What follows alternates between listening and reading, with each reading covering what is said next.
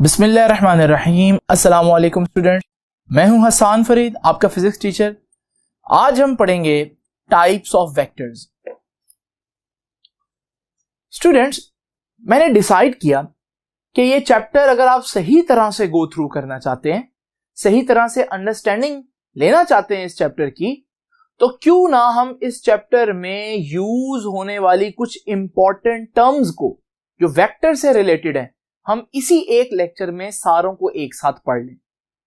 तो ये कुछ टर्म्स आगे जाकर आएंगी, कुछ टर्म्स जो है वो कहीं पर आएंगी, लेकिन मैंने उनको कंपाइल करके एक ही जगह इकट्ठा कर दिया है ताकि हम उनको एक ही लेक्चर में समझ सकें। तो आइए स्टार्ट करते हैं आज की पहली टर्म। सबसे पहली टर्म है पैरेलल वेक्टर्स। जैसे कि ये टर्म आप लोगों ने पहले भी सुनी हुई है। सिंपल अगर इसको हम डिस्क्राइब करें, डिफाइन करें, तो पैरेलल वेक्टर्स क्या होते हैं? ऐसे दो वेक्टर्स जो सेम डायरेक्शन में हो, पैरेलल वेक्टर्स कहलाते हैं। तो यही इनके लिए शर्त है कि पैरेलल वेक्टर्स क्या होते हैं कि which are in same direction. For example, अगर मैं आपके सामने ये दो वेक्टर्स बनाऊं, एक वेक्टर ए और एक वेक्टर बी, तो इसमें एग्जांपल में वेक्टर ए भी एक्स एक्सिस में है और वेक्टर बी भी एक्स एक्सिस में, तो फिर मैं कहूंगा ये दोनों कैसे वेक्टर्स हैं? पैरेलल वेक्टर्स हैं। दूसरी इंपॉर्टेंट बात, जो हम बात करते हैं पैरेलल वेक्टर्स की, तो पैरेलल वेक्टर्स के दरमियान हम कहते हैं कि एंगल 0 डिग्री है। जब भी दो चीजें सेम डायरेक्शन में हो तो हम कहते हैं कि उनके दरमियान एंगल 0 डिग्री है। इसी तरह एक और टर्म है जिसे हम बोलते हैं इक्वल वेक्टर्स। इक्वल वेक्टर्स क्या होते हैं? इसके लिए एक शर्त थी पैरेलल के लिए। इक्वल वेक्टर्स के लिए दो शर्तें हैं। Number 1, vectors which have same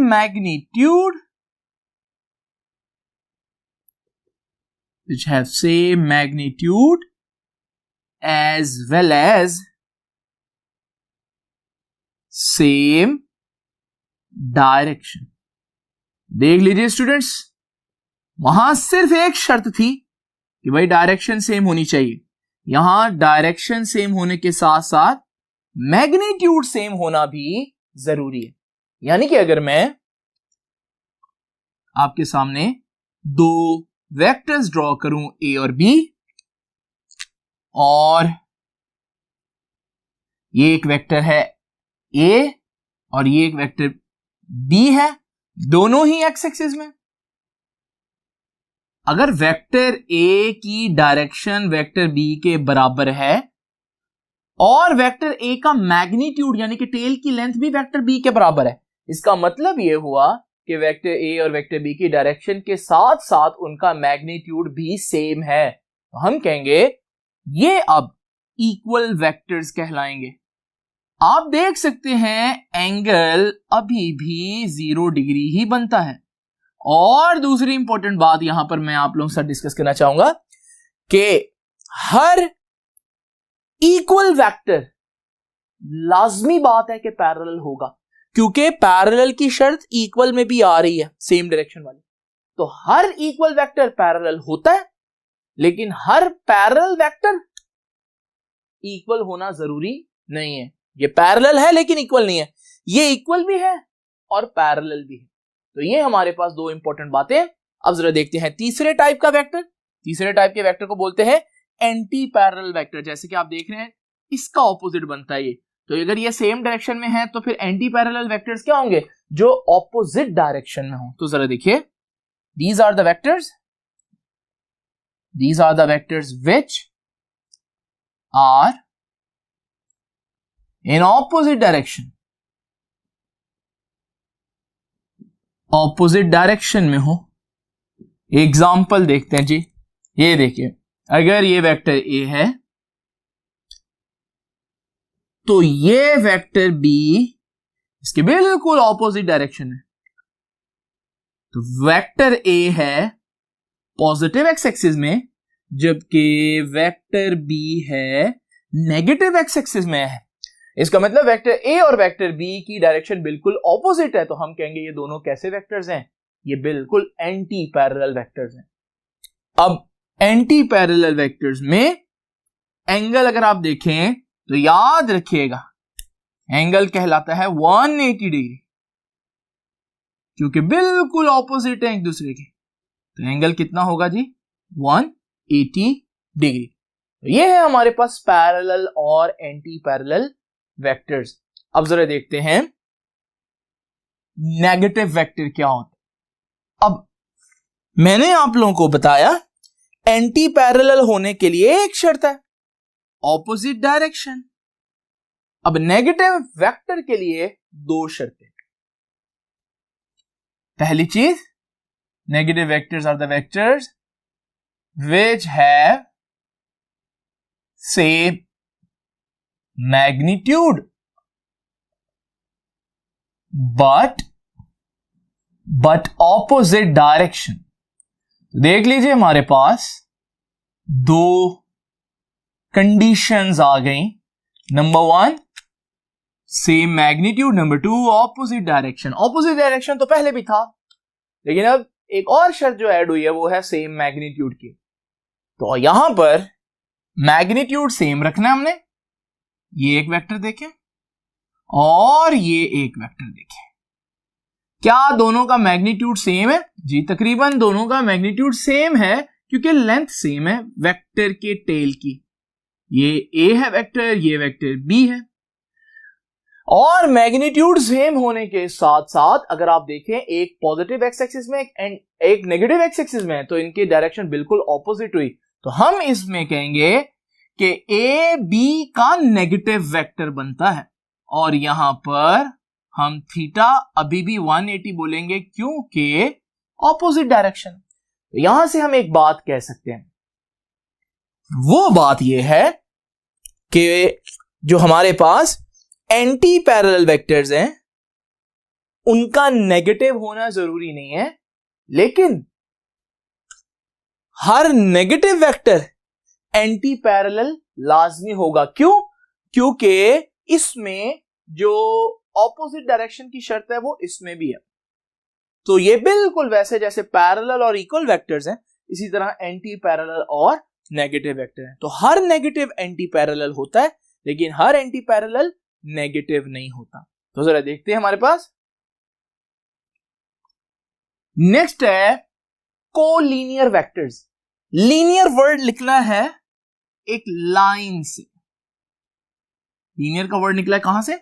line से। अगर कुछ वेक्टर्स एक ही लाइन के ऊपर एग्जिस्ट करते हो तो वो कोलीनियर हैं। मिसाल के तौर पर अगर हमारे पास ये देखिए, ये एक वेक्टर है ए, ये एक वेक्टर है बी, और ये एक वेक्टर है सी। अब ये इन वेक्टर्स को वेक्टर ए, वेक्टर बी और वेक्टर सी को अगर हम देखें तो एक ही लाइन के ऊपर ये सब एग्जिस्ट कर रहे हैं। ये जो ब्लैक लाइन है, इस लाइन के ऊपर वेक्टर ए भी है, वेक्टर बी की है और वेक्टर सी भी है। इसका मतलब वेक्टर ए, बी और सी आपस में क्या हुए? कोलीनियर, क्योंकि ये एक ही लाइन के ऊपर है। तो यहां से इनकी डिफाइन करेंगे कि व्हाट आर कोलीनियर वेक्टर्स, कि which lies on same line. एक ही लाइन के ऊपर मौजूद होने हम कोलीनियर वेक्टर्स बोलते हैं। इसी तरह कोप्लेनर वेक्टर्स क्या होते हैं? कोप्लेनर में ये वर्ड निकला है प्लेन से, तो आप समझ ही गए होंगे कि वो वेक्टर्स जो कोप्लेनर, जो एक ही प्लेन के ऊपर मौजूद हो, उन्हें हम बोलते हैं कि वो कोप्लेनर वेक्टर्स हैं। लेकिन इसके लिए आपको समझना पड़ेगा कि प्लेन क्या होता है। देखिए स्टूडेंट्स, हमारे पास आसान अल्फाज में ये व्हाइट बोर्ड एक प्लेन है। हर वो वेक्टर जो इस प्लेन के ऊपर आएगा वो कोप्लेनर होगा। मिसाल के तौर पर ये देखिए, हमारे पास ये एक वेक्टर है ए, ये भी इस व्हाइट बोर्ड के ऊपर है। ये एक वेक्टर बी है, ये भी इस व्हाइट बोर्ड के ऊपर है। ये एक वेक्टर सी है, ये भी इस व्हाइट बोर्ड के ऊपर है। ये एक वेक्टर डी है, ये भी इस व्हाइट बोर्ड के ऊपर बनाया जा सकता है। इसका मतलब ये सारे के सारे वेक्टर्स जो लेक्चर के स्टार्ट से अब तक मैंने बनाए वो सब के सब व्हाइट बोर्ड के प्लेन के ऊपर आ सकते हैं। इन्हें बोलते हैं कि ये कोप्लेनर वेक्टर्स हैं, क्योंकि ये एक ही प्लेन के ऊपर मौजूद हैं। तो यहां पर हम इनको डिफाइन करेंगे कि which lies on same plane। लेकिन स्टूडेंट्स अब आप सोचेंगे कि ऐसा कौन सा वेक्टर है जो प्लेन के ऊपर नहीं आएगा। मिसाल के तौर पर अगर ये हमारे पास व्हाइट बोर्ड जो है एक वेक्टर हो, तो ये जब तक ये यहां पर आएगा ये एक प्लेनर वेक्टर है, कोप्लेनर वेक्टर होंगे सारे के साथ। लेकिन अगर कोई वेक्टर ऐसे आ जाए बीच में, तो ये वेक्टर अब व्हाइट बोर्ड के ऊपर ड्रॉ नहीं किया जा सकता, क्योंकि ये तो इस डायरेक्शन में, और अगर मैं इसको ऐसे थोड़ी ना ड्रॉ कर सकता हूं। इसका मतलब ये हुआ कि हमारे पास अगर ये कोई वेक्टर इस प्लेन से बाहर है तो फिर वो कोप्लेनर वेक्टर नहीं होगा बाकियों के साथ। तो ये देखिए हमारे पास 7th टर्म है, बड़ी इंपॉर्टेंट, को इनिशियल वेक्टर। जैसे कि नाम बता रहा है कि वो vectors which have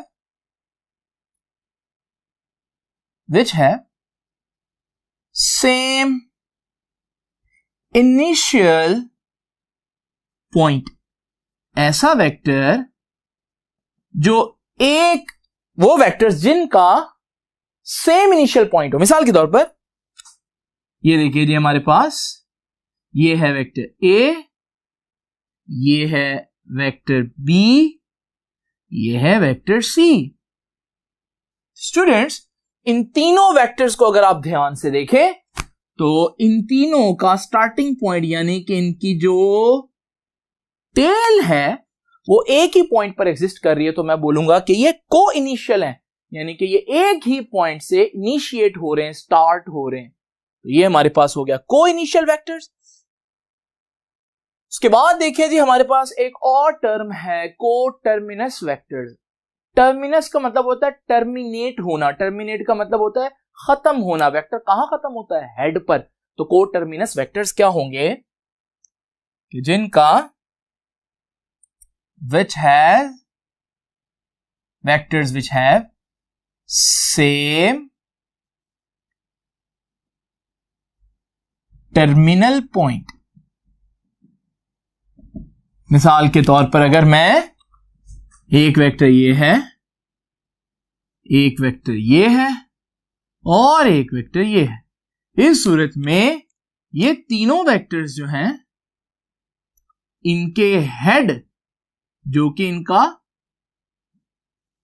terminal point बनता है, एंडिंग पॉइंट बनता है, वो एक ही पॉइंट पर एग्जिस्ट कर रहे हैं। तो फिर मैं कहूंगा कि ये कैसे वेक्टर्स हुए? ये को टर्मिनस वेक्टर्स हुए। अब हमारे पास एक बहुत इंपॉर्टेंट टर्म आ रही है जो कि शॉर्ट क्वेश्चन में पूछी जाती है कि what is a null vector. देखिए, जब हमने स्केलर्स की बात की थी, डिजिट्स की बात की थी, तो डिजिट्स में सबसे कम मैग्नीट्यूड का डिजिट था 0, जिसका कोई मैग्नीट्यूड नहीं था। इसी तरह जब हम वेक्टर्स की बात करते हैं तो वेक्टर्स का भी कोई ना कोई 0 तो होना चाहिए। जब हम वेक्टर्स में 0 की बात करते हैं तो हम कहते हैं वो एक नल वेक्टर है। तो what is a null vector? A null vector is a vector whose magnitude is 0, whose magnitude is 0। आपको याद है मैग्नीट्यूड को कौन शो करता है वेक्टर के अंदर? लास्ट लेक्चर में मैंने बताया था कि वेक्टर की टेल। अब मैग्नीट्यूड तो 0 है तो टेल 0 होगी। जब किसी वेक्टर की टेल ही ना हो तो क्या उसको बनाया जा सकता है? वो तो बनेगा ही नहीं। तो फिर हम ऐसे वेक्टर को अगर बना नहीं सकते तो फिर हमें कैसे पता चलेगा ये वेक्टर किस डायरेक्शन में है? चलो मैग्नीट्यूड तो पता चल गया कि 0 है, लेकिन जब तक वेक्टर की डायरेक्शन नहीं बताते तब तक तो वेक्टर वेक्टर ही नहीं होता। तो फिर इसकी डायरेक्शन हम सपोज कर लेंगे। हम कहेंगे कि भाई सपोज कर लो इसकी कोई डायरेक्शन है, जो कि हम कह देंगे आर्बिट्रेरी है। आर्बिट्रेरी मींस फर्जी डायरेक्शन है। तो याद रखिएगा, a null vector is a vector whose magnitude is 0 and has an arbitrary direction। arbitrary का मतलब है फर्जी डायरेक्शन। फर्जी क्यों हमने फर्ज किया? क्योंकि भाई कुछ ना कुछ तो डायरेक्शन फर्ज करनी ही थी, क्योंकि अगर डायरेक्शन फर्ज नहीं करेंगे तो हम वेक्टर कैसे कहेंगे। अब हमारे पास नल वेक्टर कहां से आता है जी, इसकी एग्जांपल समझते हैं। देखिए एग्जांपल क्या है इसकी कि sum of A vector and its negative vector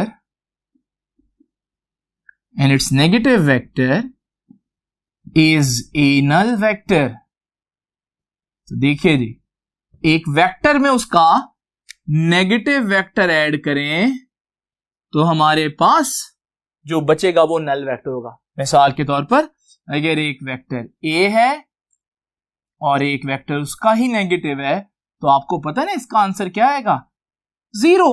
लेकिन स्टूडेंट्स वेक्टर्स का सम तो वेक्टर आना चाहिए, तो फिर 0 नहीं लिख सकते, 0 तो स्केलर डिजिट है।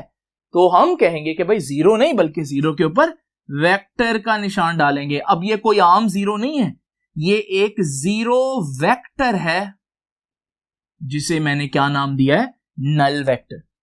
तो अगर मैं इस मार्कर पर दो ऑपोजिट फोर्सेस लगाऊं, एक 10 न्यूटन इधर को फोर्स लगाएगी, एक 10 न्यूटन इधर को फोर्स लगाएगी, लेकिन दोनों फोर्सेस कैंसिल करेंगे, ये मूव नहीं करेगा, तो मैं कहूंगा रिजल्टेंट फोर्स कितनी है, तो आप बोलेंगे 0 नहीं बोलेंगे, आप बोलेंगे 0 वेक्टर या नल वेक्टर। तो ये था हमारे पास नल वेक्टर। नल वेक्टर से इंपॉर्टेंट एक बड़ी इंपॉर्टेंट बात आप लोगों को पता होनी चाहिए, और वो ये है कि null vector has no physical description.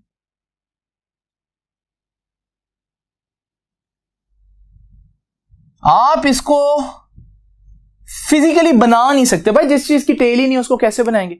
तो मैं ये पूछता होता हूं वो कौन सा वेक्टर है जिसको हम फिजिकली ड्रॉ नहीं कर सकते, तो नल वेक्टर ऐसा वेक्टर है जिसको ड्रॉ नहीं कर सकते। ये हो गए बहुत इंपॉर्टेंट चीजें हैं। एक आखिरी वेक्टर जो मैं आप लोगों के साथ डिस्कस करूंगा वो है इस आर्टिकल का सबसे इंपॉर्टेंट और थोड़ा सा मुश्किल इनके लिहाज से, और वो है यूनिट वेक्टर। तो अभी जरा डिस्कस करते हैं कि यूनिट वेक्टर्स क्या होते हैं। स्टूडेंट्स अभी हम जरा देखते हैं कि यूनिट वेक्टर क्या होता है। जैसे कि मैंने बताया कि इन सारी टर्म्स में सबसे ज्यादा इंपॉर्टेंट ये है, what is a unit vector. जरा तवज्जो से सुनिएगा, यूनिट वेक्टर क्या होता है। जैसे कि यूनिट नाम से पता चल रहा है, यूनिट किसे बोलते हैं, यूनिट का मतलब होता है 1।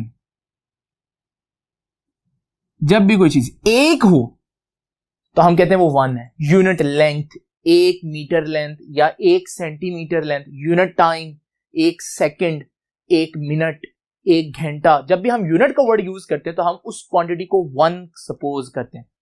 अब यूनिट वेक्टर क्या होता है, पहले तो हम इसकी अंडरस्टैंडिंग लेते हैं ना जरा। ये देखिए, मैं कहता हूं कि मैं डिस्प्लेसमेंट कवर कर रहा हूं। कितना डिस्प्लेसमेंट कवर कर रहा हूं, 4 मीटर्स।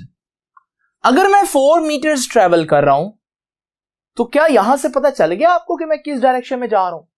क्या मैं एक्स एक्सिस में जा रहा हूं, क्या मैं वाई एक्सिस में जा रहा हूं, क्या मैं दोनों एक्सिस में जा रहा हूं, या जेड एक्सिस या तीनों एक्सिस में जा रहा हूं? इसका मतलब मुझे इनके साथ कुछ ऐसा लगाना पड़ेगा जिसकी डायरेक्शन हो। वो डायरेक्शन जब लगेगी फिर जाकर ये पूरा वेक्टर बनेगा।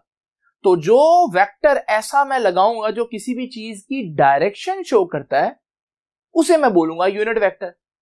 अब उसका मैग्नीट्यूड 1 होना बड़ा जरूरी है, क्योंकि अगर वो मल्टीप्लाई हो गया तो वो उस चीज के मैग्नीट्यूड को छेड़ देगा, खराब कर देगा।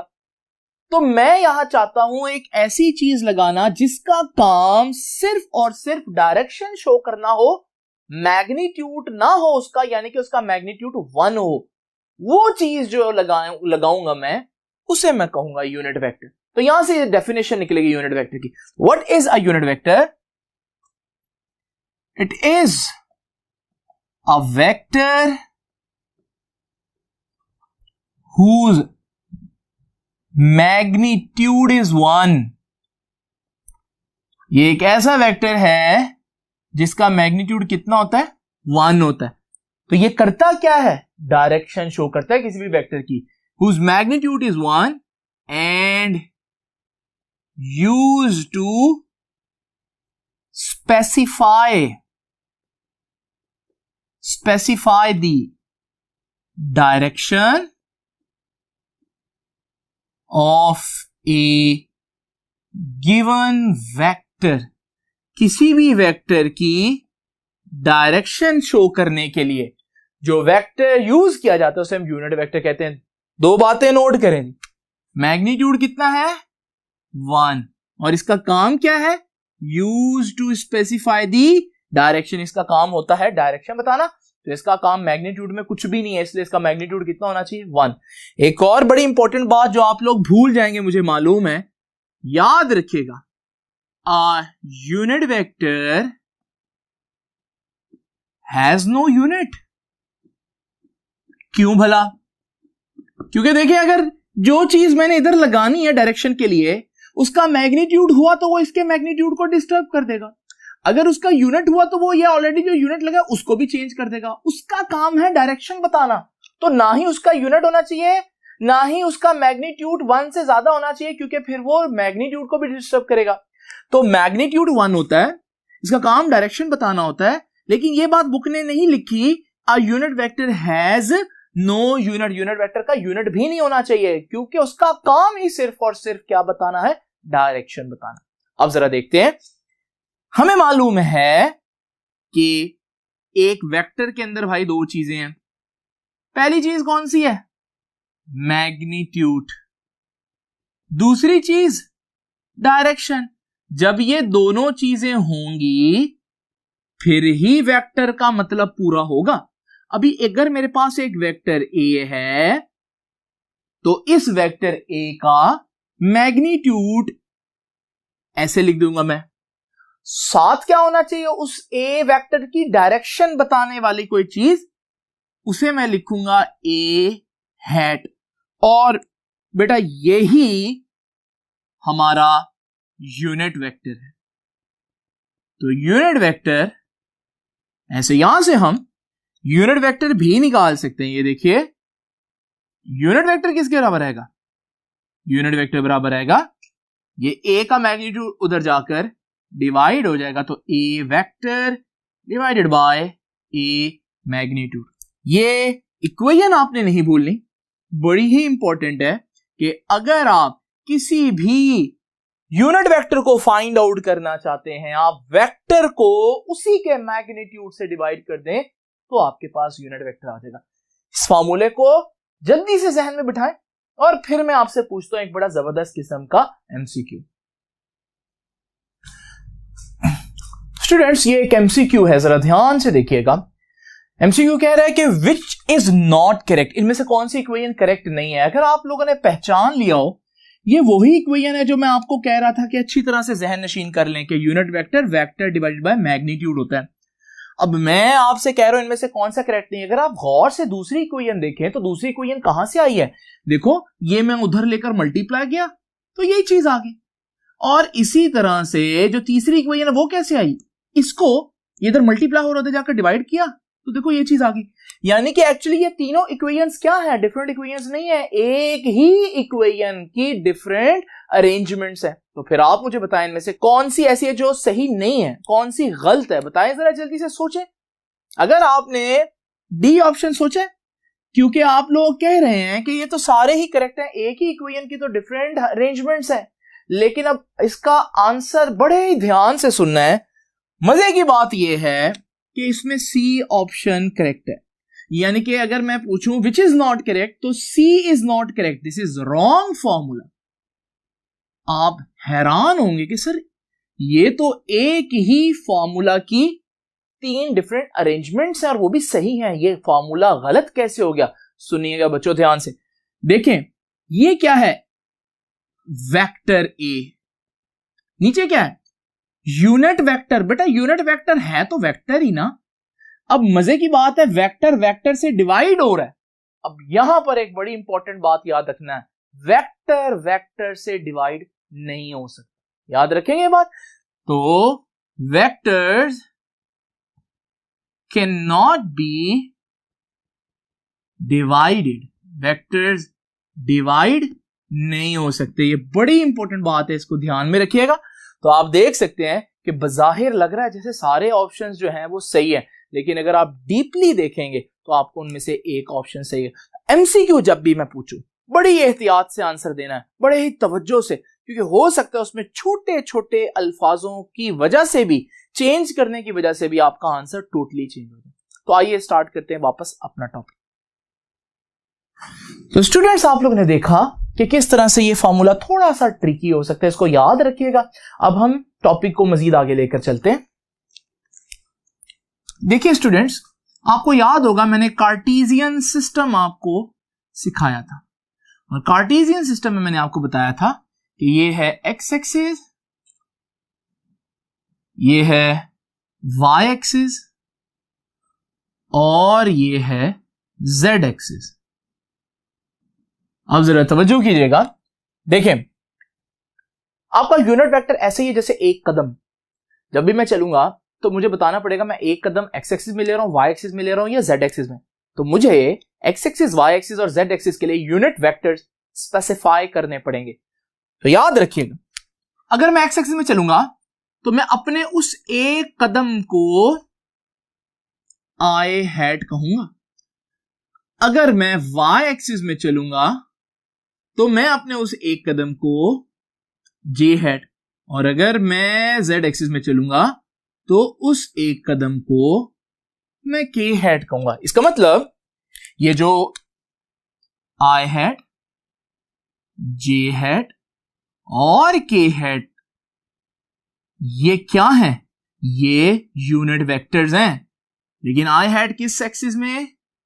एक्स एक्सिस में बताएगा। वाई, जे हैट वाई एक्सिस में, और के हैट जेड एक्सिस में की डायरेक्शन को स्पेसिफाई करेगा। क्योंकि ये एक्सिस को स्पेसिफाई कर रहे हैं, या आपकी मूवमेंट जो है उसमें किस एक्सिस में होगी उसको स्पेसिफाई कर रहे हैं, इसलिए इन्हें बोलते हैं, आई, जे और के को बोलते हैं स्पेसिफाइड यूनिट वेक्टर्स। स्पेसिफाइड, ये बुक में वर्ड नहीं है, लेकिन आप याद रखिएगा स्पेसिफाइड यूनिट वेक्टर्स कौन से? आई, जे और के। और यूनिट वेक्टर्स का मैग्नीट्यूड कितना होता है बच्चों? 1। तो इसका मतलब अगर कहीं पर आई हैट लिखा हुआ है, या जे हैट लिखा हुआ है, या के हैट लिखा हुआ है, ये तो यूनिट वेक्टर्स होंगे। तो इनका मैग्नीट्यूड, ये देखें मैग्नीट्यूड के लिए वर्ड यूज, ये सिंबल यूज करें, इनका मैग्नीट्यूड कितना होगा बेटा? 1 होगा हमेशा। अब जरा इंपॉर्टेंट बात देखिएगा, अब होता क्या है कि बच्चे आई, जे और के को यूनिट वेक्टर समझते हैं। गलती वो ये करते हैं, वो सिर्फ इन्हीं को यूनिट वेक्टर समझते हैं, इनके अलावा भी यूनिट वेक्टर्स हो सकते हैं। देखो, अगर मैं एक वेक्टर इस डायरेक्शन में है, आर वेक्टर, बेटा अब अगर मैंने इस वेक्टर की डायरेक्शन में जाना है तो मुझे जो एक कदम होगा ना वो एक्स एक्सिस पर होगा ना वो वाई एक्सिस पर होगा, बल्कि वो एक्स एक्सिस और वाई एक्सिस के दरमियान में होगा। तो इस डायरेक्शन में भी तो कोई यूनिट वेक्टर हो सकता है ना इसका, इस डायरेक्शन में भी तो एक कदम ले सकता हूं। इसका जरूरी नहीं मतलब कि मैं आई हैट और जे हैट और के हैट तीन ही वेक्टर्स हो, यूनिट वेक्टर्स हो, यानी कि मैं सिर्फ हमेशा एक्स एक्सिस और वाई एक्सिस और जेड एक्सिस में ट्रेवल नहीं करूंगा, बल्कि समटाइम मैं किसी एक्स और वाई प्लेन में भी ट्रेवल कर सकता हूं, वाई जेड प्लेन में भी ट्रेवल कर सकता हूं। इस तरह का जो यूनिट वेक्टर होगा आर हैट या